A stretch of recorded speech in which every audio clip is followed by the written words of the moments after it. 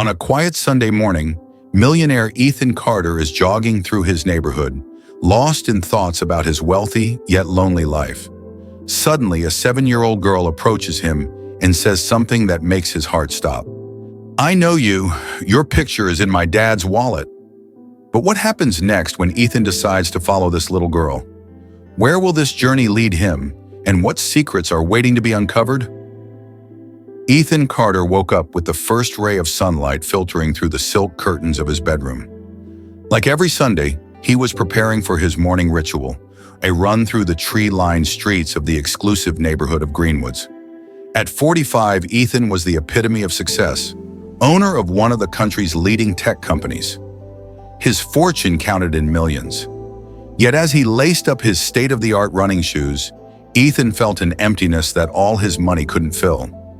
His mansion, with its 20 rooms and Olympic-sized pool, felt cold and empty. Silence was his only constant companion. He stepped out into the street and started running, letting the rhythm of his steps drown out the thoughts that haunted him. The streets were almost deserted at that.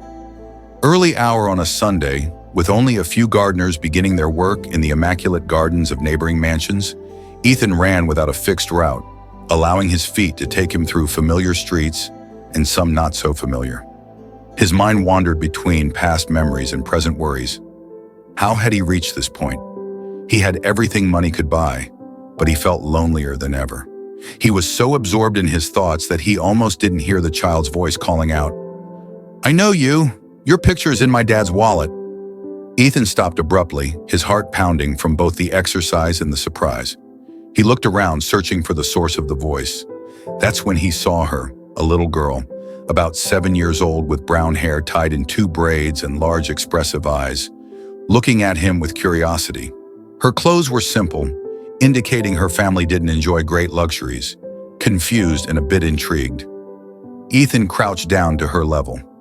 "What's your name, dear?" he asked with a kind smile. "My name is Emma," she replied, smiling back. "My dad has a picture of you in his wallet." He showed it to me. A chill ran down Ethan's spine. Who could this girl's father be, and why would he have a photo of him? His mind started racing, trying to find a logical explanation. "And what does your dad look like, Emma?" "Where is he now?" he asked, trying to conceal his growing curiosity. "He's at home. We can go there now if you want," Emma said naturally, taking Ethan's hand with confidence. For a moment, Ethan hesitated. It was Sunday morning, and Emma's father would likely be resting. Besides, was it wise to follow an unknown child? But curiosity outweighed caution. He nodded and let Emma lead the way. As they walked, Ethan noticed how the scenery gradually changed. The imposing mansions gave way to more modest houses and then to apartment buildings. Emma walked with determination, occasionally greeting a neighbor. Finally, they arrived at a set of simple but well-kept homes. Emma led him to a worn door and knocked firmly. Ethan held his breath, unsure what to expect. The door opened slowly, revealing a thin man with a tired look and an unshaven beard. Ethan felt as if the air had been expelled from his lungs. He immediately recognized those eyes, that jawline, those slumped shoulders. It was impossible, and yet there he was. "Is it really you?" Ethan exclaimed, feeling a mix of surprise, emotion, and a tinge of guilt. The man's eyes filled with tears, and he took a hesitant step forward. "Yes, it's me," he said, his voice breaking. "It's me, James." Emma, observing the tension between the two, asked innocently, "Dad, you know him, right? He's the man in the photo." "Yes, Emma," James replied, trying to control his emotion. "He's my brother." Emma looked from one to the other, not fully understanding the complexity of the moment. "Emma, why don't you go play while I talk with him?" James suggested, trying to keep his voice calm. The girl nodded and ran inside the house. The two brothers stood there, looking at each other, as a heavy silence settled between them. It had been almost 10 years since they last saw each other, and time seemed to have carved an abyss between them. "Come in, please," James finally said, opening the door wider. Ethan entered the modest home, feeling a wave of memories and emotions threatening to overwhelm him. The unexpected reunion with his brother would mark the beginning of a journey of reconciliation, challenges, and redemption that neither could foresee. The living room was small but cozy, with worn but clean furniture. On the walls, Ethan noticed some family photos, including one where James held a newborn Emma. The image gave him a pang of guilt. He had missed so many important moments in his brother's life. "Sit down, please," said James, pointing to a sofa. "Would you like something to drink?" "I have coffee." "Coffee would be great, thanks," Ethan replied, sitting down with some discomfort. As James headed to the kitchen, Ethan couldn't help but notice how much his brother had changed. He was no longer the carefree, energetic young man he remembered. Now he seemed tired, as if the weight of the world rested on his shoulders. James returned with 2 steaming cups of coffee. He sat down across from Ethan, and for a moment neither knew what to say. "So you have a daughter?" Ethan began, breaking the awkward silence. James nodded, a small smile lighting up his tired face. "Yes, Emma, she's 7 years old. She's the best thing that ever happened to me." "She looks like you," Ethan commented. "She has your eyes. And her mother's character," added James, his smile fading a little. Her mother. Ethan left the question hanging, fearing the answer. "She left us 3 years ago," James said quietly. "A car.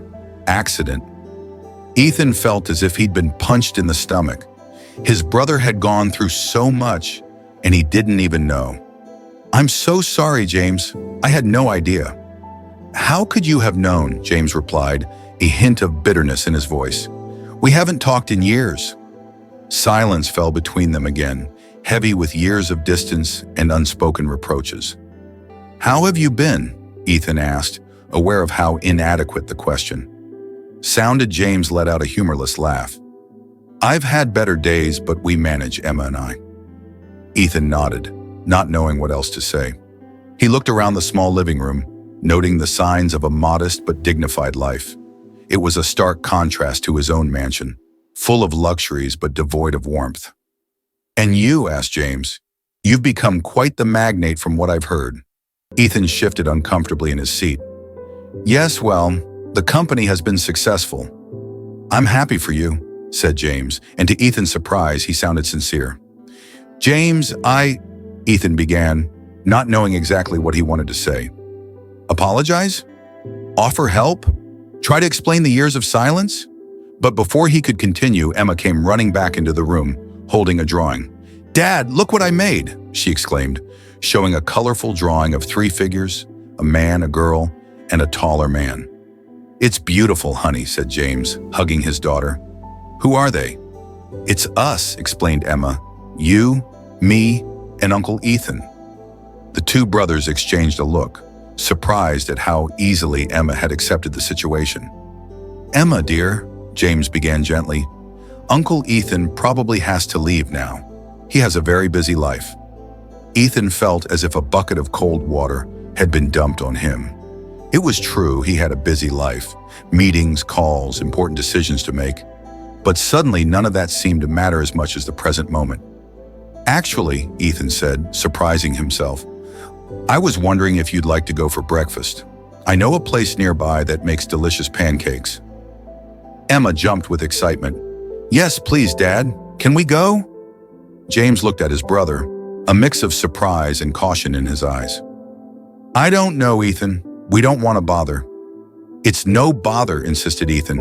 "Please, I'd like to get to know my niece better and catch up." There was a moment of tension as James considered the offer.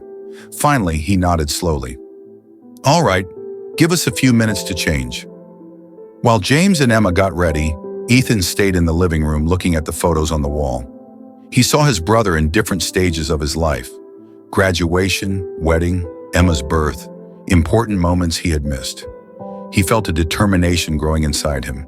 He couldn't change the past, but perhaps, just perhaps, he could be part of the future.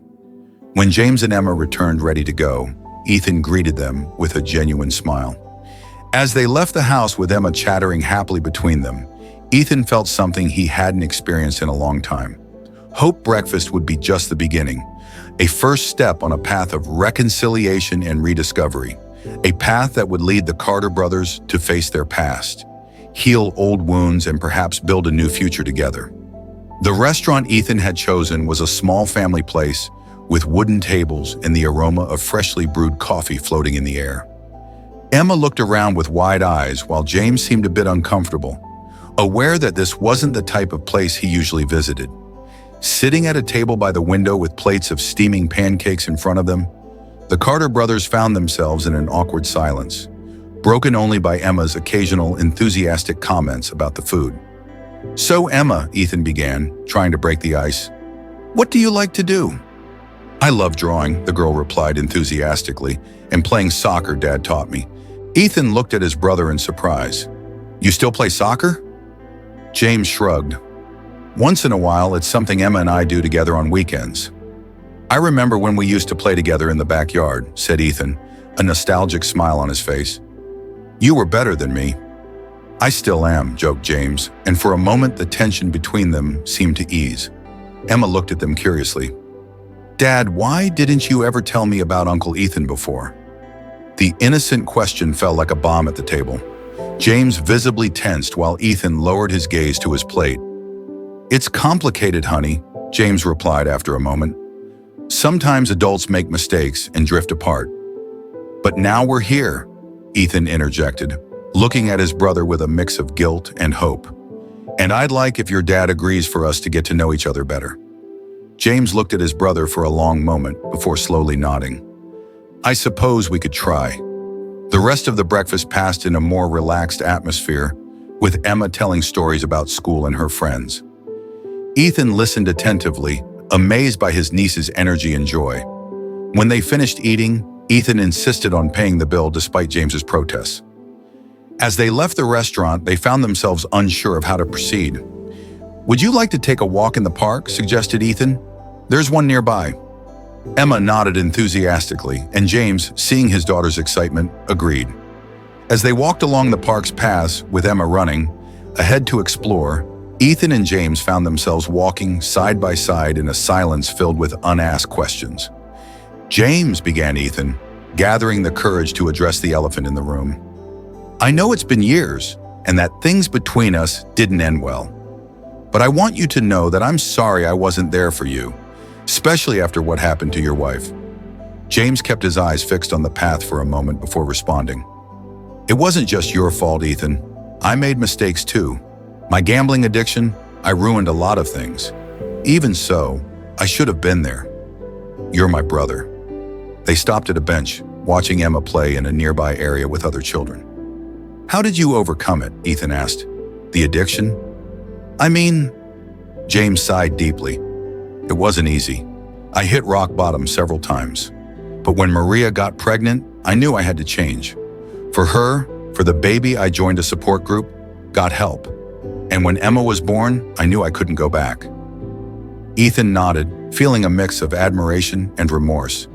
"You did it alone. I should have been there to support you." "I wasn't completely alone," admitted James. "Maria's parents helped me a lot, especially after the accident. Without them, I don't know what would have become of Emma and me." "I'm glad you had that support," said Ethan sincerely. "James, I know it's a lot to ask, but do you think we could try to rebuild our relationship? I'd like to be part of your life, of Emma's life, if you'll let me." James remained silent for a moment, his gaze fixed on his daughter, laughing while swinging. "It won't be easy, Ethan.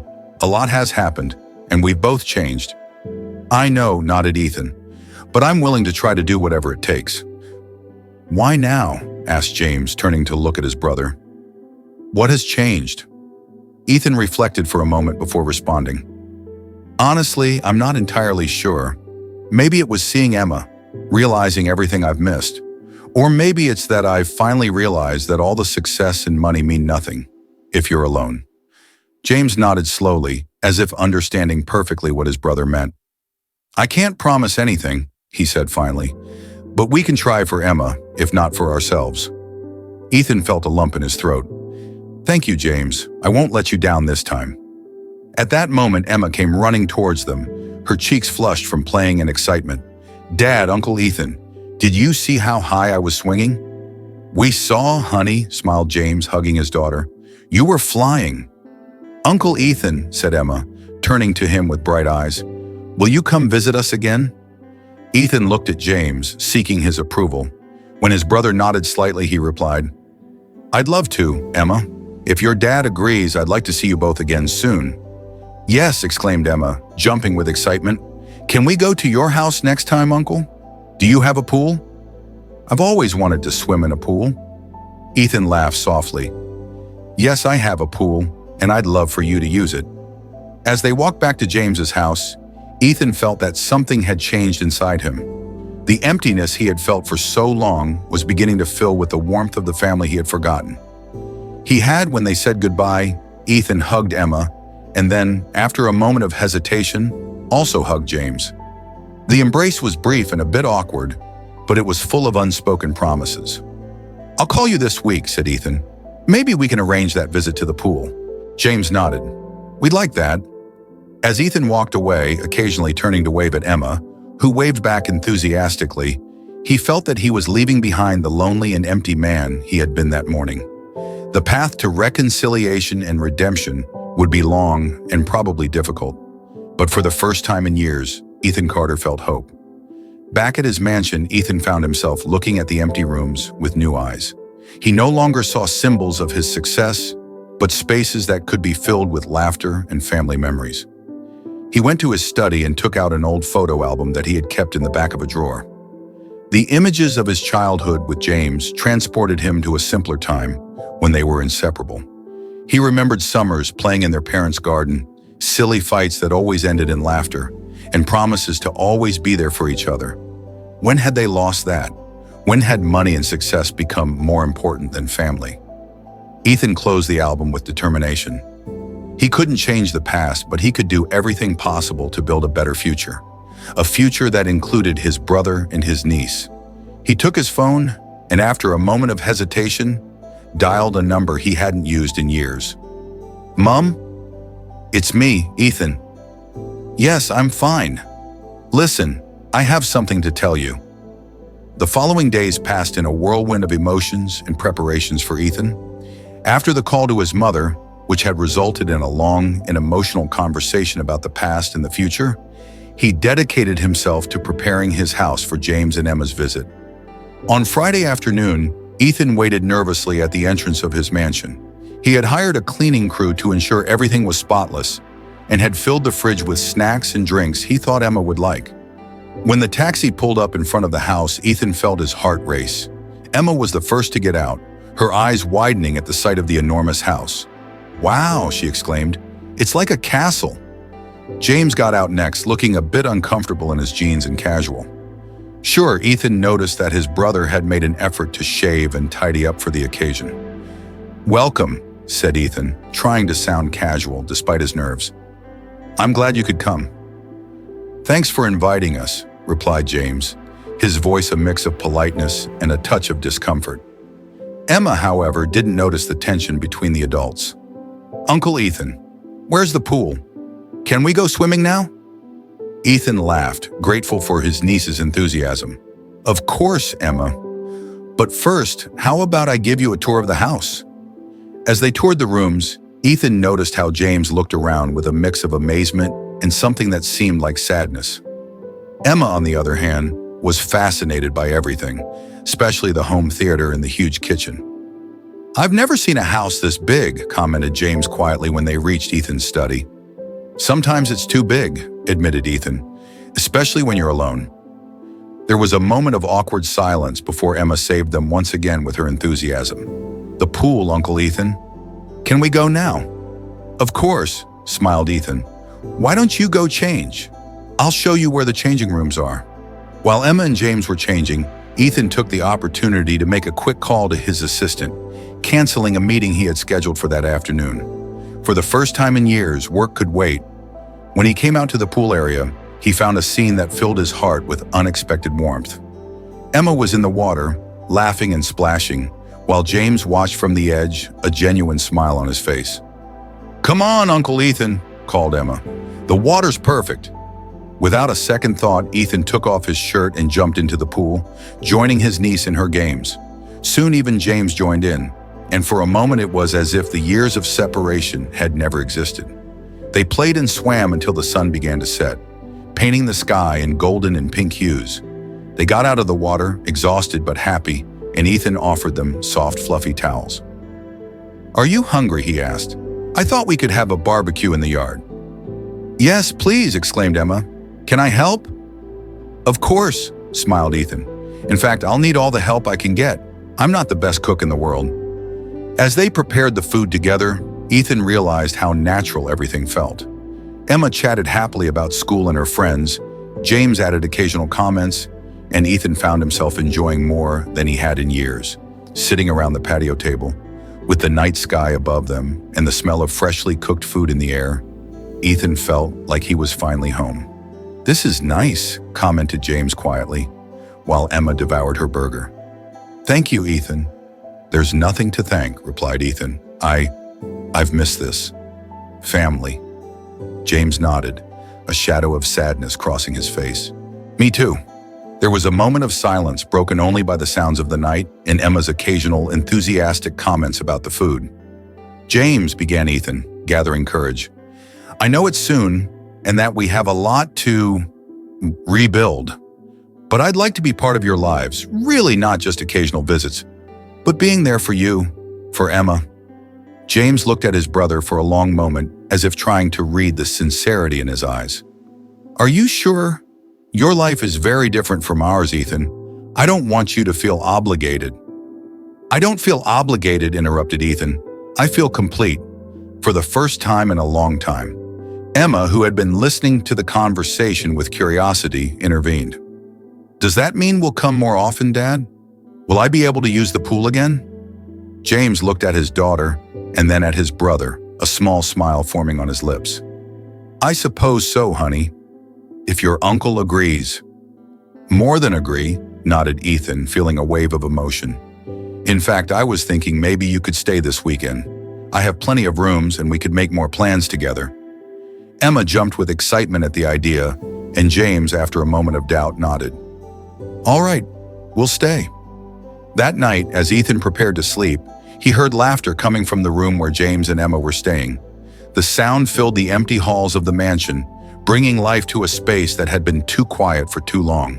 He realized that, for the first time in years, he didn't feel alone.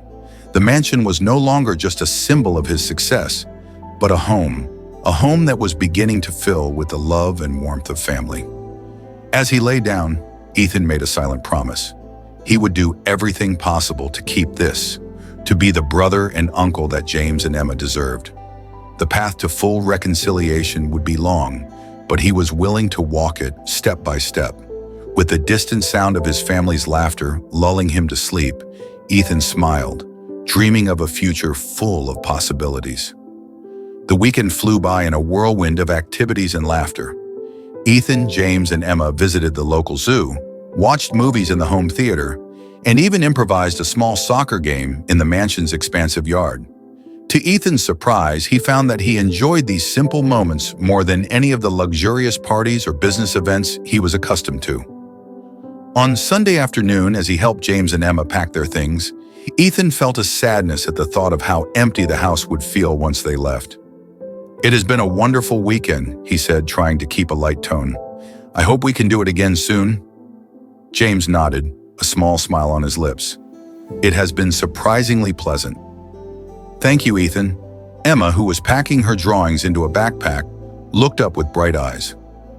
"Can we come back next weekend, Uncle Ethan?" Ethan laughed softly. "I'd love that, Emma, but I think that depends on your dad." Both looked at James, who seemed to consider the idea for a moment. "Well, we can't come every weekend," he said finally, "but maybe once a month." Ethan's face lit up. "That would be perfect. And maybe could I visit you too? I'd like to see where you live, be part of your daily life." James seemed surprised by the suggestion but nodded slowly. "Sure, that would be nice." As they said their goodbyes at the door, Ethan bent down to hug Emma. "Thank you for coming, little one. You've filled this house with joy." Emma hugged him back tightly. "Thank you, Uncle Ethan. I had so much fun." Then Ethan turned to his brother. There was a moment of hesitation before they embraced, warmer and less awkward than the previous week. "Take care, James," said Ethan, "and please call me if you need anything at all." James nodded, emotion clear in his eyes. "I will thank you, brother." As he watched the taxi drive away, Ethan felt a mix of sadness and hope. The house felt more empty, yes, but also full of new possibilities. In the following weeks, Ethan found himself reorganizing his life in a way he had never considered before. He began delegating more responsibilities at work, ensuring he had weekends free. He even started leaving the office at reasonable hours during the week, something that surprised his employees. One Wednesday afternoon, Ethan found himself driving to James's neighborhood. He had called ahead to make sure it was okay to visit, and now as he parked in front of the modest house, he felt a mix of nerves and excitement. Emma was the first to greet him, running towards him with open arms. "Uncle Ethan, you came!" Ethan lifted her up, laughing.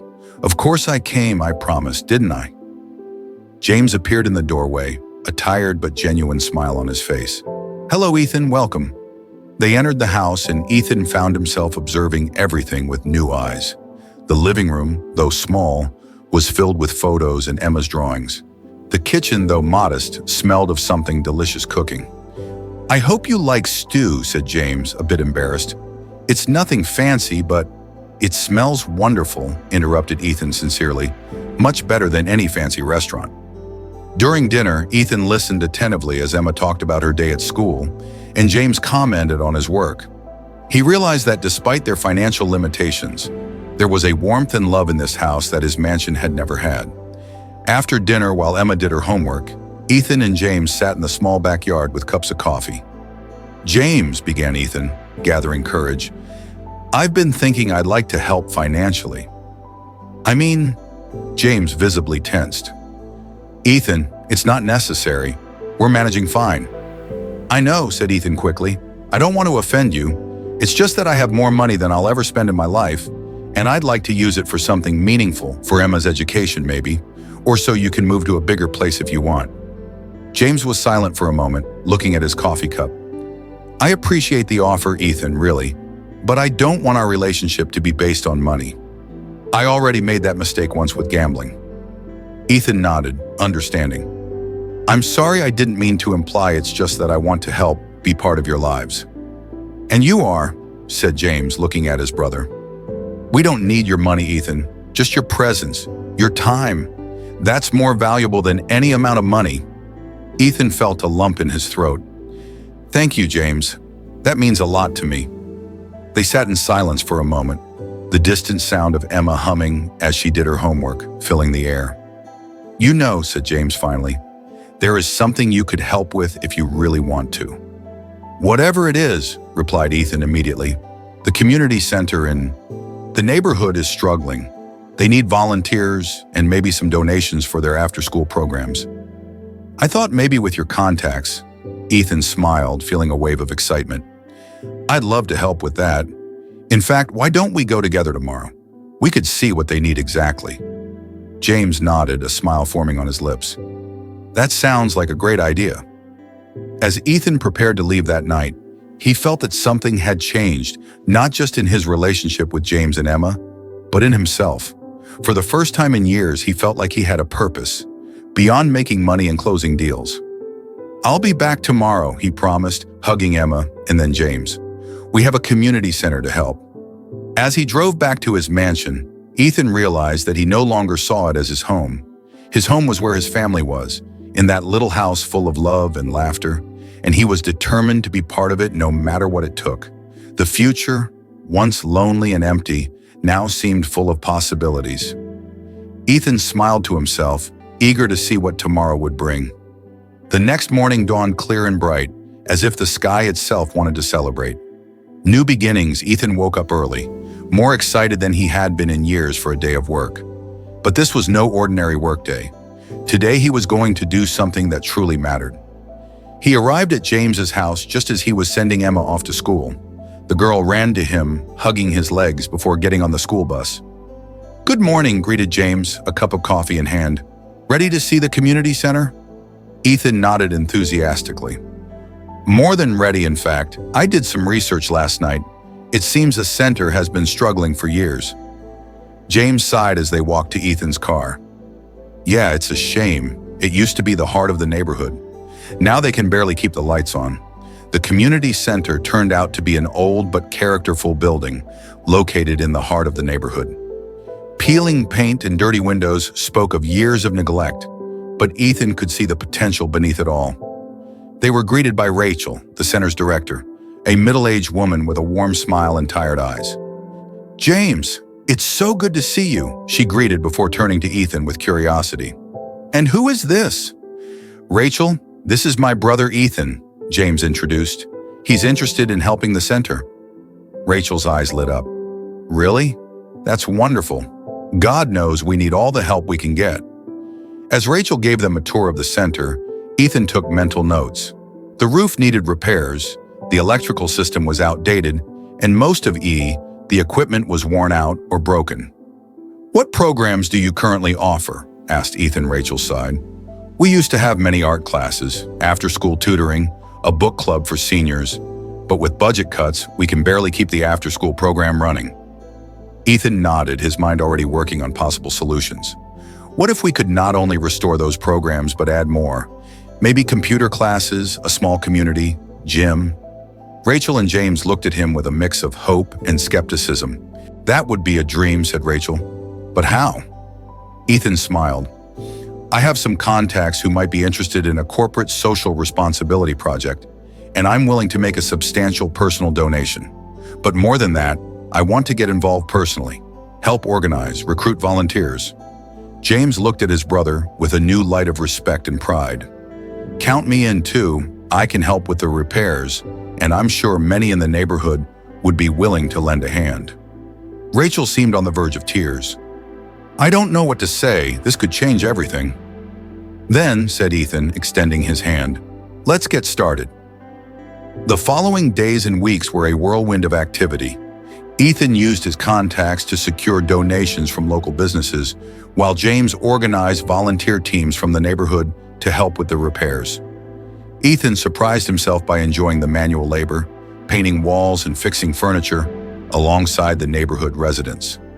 In the afternoons, he met with Rachel and a team of volunteers to plan the new programs, and how to implement them. Emma became a frequent visitor to the center, excited to help in any way she could. Ethan watched with pride as his niece organized books in the new library or helped younger children with their homework. One Saturday, as Ethan and James took a break from painting one of the classrooms, James looked at his brother with a smile. "You know, I never thought I'd see you like this," he said. "Like what?" asked Ethan, wiping a paint smudge from his cheek. "Happy," replied James simply. "Really happy." Ethan stopped, reflecting on his brother's words. "You're right," he said finally. "I don't think I've been truly happy in years. This feels right." James nodded, placing a hand on his brother's shoulder. "I'm proud of you, Ethan. You've changed so much." Ethan felt a lump in his throat. "Thanks, James. I couldn't have done it without you and Emma. You've shown me what really matters in life." The brothers shared a moment of silence, the sound of laughter and hard work filling the air around them. Finally, after months of hard work and dedication, the grand reopening of the community center arrived. The building, once neglected, now gleamed with fresh paint and clean windows. Colorful banners announced the new programs, and an excited crowd gathered for the inauguration ceremony. Ethan, James, and Emma stood next to Rachel, all wearing community center t-shirts. As Rachel gave an emotional thank you speech, Ethan looked around, amazed at what they had accomplished together. He saw families gathered, seniors chatting animatedly, children running with enthusiasm. He saw hope in people's eyes, a new energy in the neighborhood. When it was his turn to speak, Ethan approached the microphone with humility. "I'm not here as a benefactor or a savior," he began. "I'm here as part of this community. This center is a testament to what we can achieve when we work together, when we care for each other. It has taught me more than I could ever teach anyone. It has shown me the true meaning of wealth, and it has nothing to do with money in the bank." He looked at James and Emma, who smiled at him with pride. "My family brought me here, and you have become my extended family. Thank you for letting me be part of something so special." As the crowd applauded, Ethan felt his heart fill with a joy he had never experienced before. He knew this was just the beginning of a new chapter in his life, one full of purpose and love. In the months following the community center's reopening, Ethan continued to expand his work with the foundation. They opened more community centers, implemented educational and job training programs, and worked tirelessly to improve the lives of people in underserved communities. James became the foundation's operations director, overseeing the practical implementation of projects. His experience and connection with the community were invaluable to the foundation's ongoing success. Emma, having grown up seeing the positive impact her family had on the community, decided to follow in her uncle and father's footsteps. She studied social work in college and joined the foundation after graduating, bringing fresh ideas and energy to their mission. One day, while supervising the construction of a new center in a neighborhood across town, James looked at his brother with a mix of pride and amazement. "You know, I never thought I'd say this, but I think you found your true calling," he said. Ethan smiled. "Watching the enthusiastic volunteers work, I wouldn't have believed it a year ago. It's incredible how life can take unexpected turns." "Speaking of unexpected turns," said James with a mischievous smile, "I've noticed you spend a lot of time with Rachel lately." Ethan felt his cheeks blush slightly.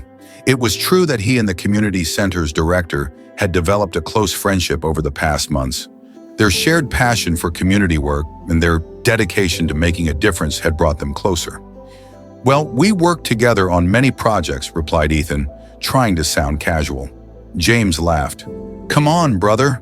I know you. There's something more, isn't there?" Ethan sighed, a shy smile forming on his lips. "Maybe it's different from any relationship I've had before. Rachel is amazing. Her compassion, her strength, she inspires me every day." "I'm happy for you," said James, placing a hand on his brother's shoulder. "You deserve to be happy." As the sun set over the city, Ethan reflected on how much his life had changed in such a short time.